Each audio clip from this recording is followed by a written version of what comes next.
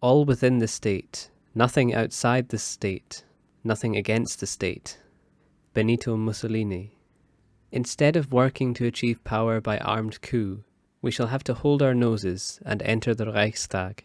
Adolf Hitler, from prison after the failed beer hall putsch. The Reichsführer SS and the chief of the German police was entrusted with the official central handling of the final solution of the Jewish question without regard to geographic borders. The chief of the security police and the SD then gave a short report of the struggle which has been carried out thus far against this enemy, the essential points being the following. A. The expulsion of the Jews from every sphere of life of the German people. B. The expulsion of the Jews from the living space of the German people. Extract from the minutes of the Wannsee Conference, 20th of January 1942. Fascism emerged from the First World War. It was fundamentally a 20th century phenomenon and belongs to the era of mass politics, where there is universal male suffrage. The soldiers who returned from the war came back disillusioned with the politicians who had sent them there for no apparent gain. In Germany, Kaiser Wilhelm was forced to abdicate in November 1918, and a new republic was declared the same year. Yet there was still huge resentment in the population, and street battles ensued between communists hoping to seize the moment to create a socialist state and far-right Freikorps paramilitaries. Victor Emmanuel III remained head of state in Italy, but a considerable section of society was tired of parliamentary democracy and felt that politicians had allowed Italy to be humiliated and not accorded its due respect. Mussolini's fascist party claimed to have the answer. The fasces, being a symbol of power in ancient Rome, made up of tightly bound rods that cannot be broken.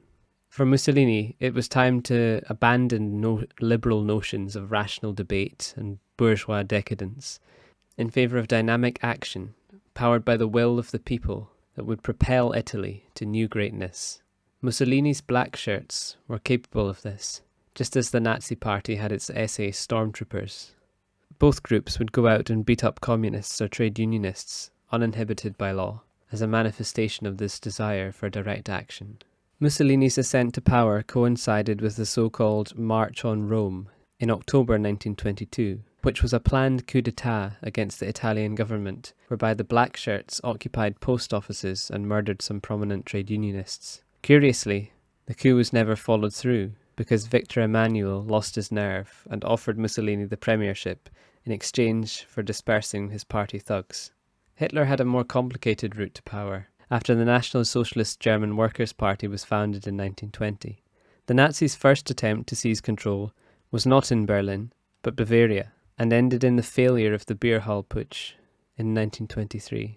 Hitler was jailed for his part in the uprising, and took the time to write Mein Kampf, an autobiography which later became a canonical text in Nazi Germany. It was during this period of imprisonment that he decided there should be a change in strategy, and that the Nazis should participate in parliamentary process.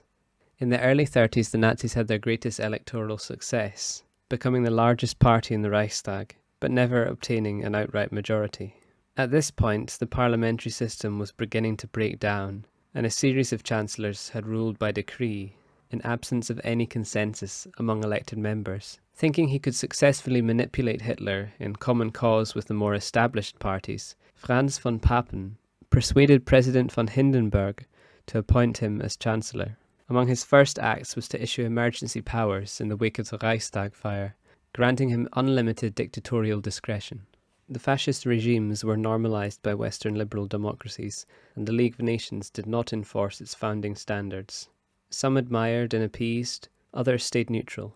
In the case of Mussolini's Italy, achieving power calmed some of its more radical elements, such as fascist anti-clericalism, which soon dissolved in the face of the need to come to an agreement with the Vatican to satisfy the majority Catholic populace. Had tensions in Europe not escalated to boiling point with Hitler's Lebensraum policy, then a Franco-like path may have been available to Mussolini.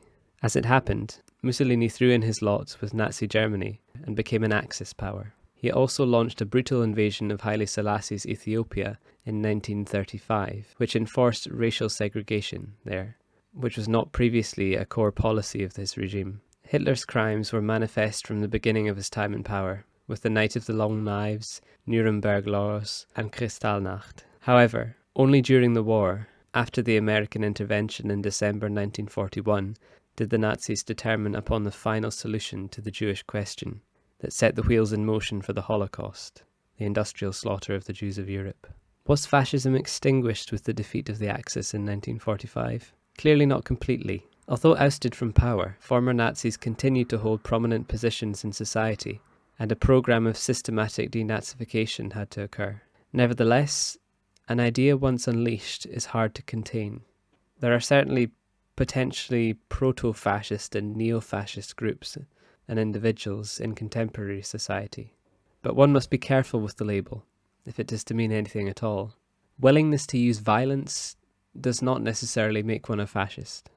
Indeed, controlled violence is a pillar of liberal democracy in the state monopoly of police force maintaining the rule of law. But neither does independent direct action, or even armed insurrection. So, no, the costumed idiots who invaded the White House on the 6th of January 2021 were not fascists in any meaningful sense. But neither are genuine armed revolutionaries. Alt-right groups are prevalent across Europe. UKIP and the Brexit Party in the UK, Front National in France, and the AfD in Germany have been able to participate in the democratic process. Nationalism is not necessarily fascist, and fascism usually concerns itself with a nation beyond the nation state. Although 20th century movements were secularist, the presence of religion in a movement does not exclude fascism, although there tends to be a civilizational, exclusory, values-based focus in current far-right groups.